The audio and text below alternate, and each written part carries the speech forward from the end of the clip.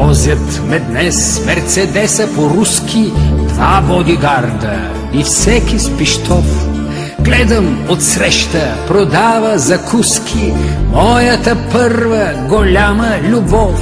Беше момиче с богата фантазия, пълна отличничка, супер талант. 10-класничка в 8 гимназия. Аз бивш затворник и хулиган. Ваня се казваше.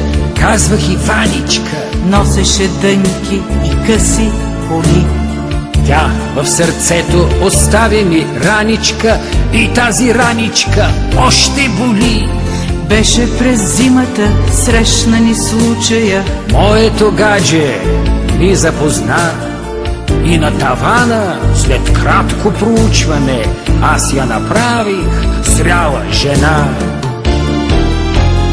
Ала баща ми го хвана амбиция, как да опази детето от грях. Даде адреса му, дойде милиция и опантизен отново лежах. Ала баща ми го хвана амбиция, как да опази детето от грях. Даде адреса ми, дойде милиция и опантизен отново лежах. Пишеше стихове моята Ваничка. Доста известна, казват била.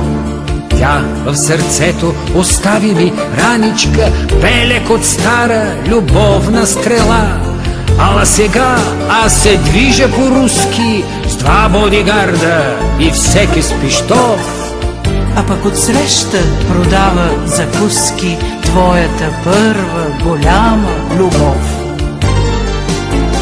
Мисля да спра ли или да отмина тази ошмулена, жалка жена.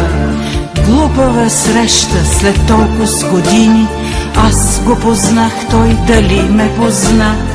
Той е живота, такъв е подбора, този на воля, а друг в хендек.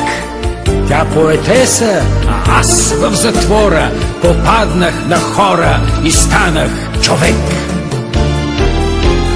Хайде здравей и довиждане, Ваничка, бързам, защото летя за Париж.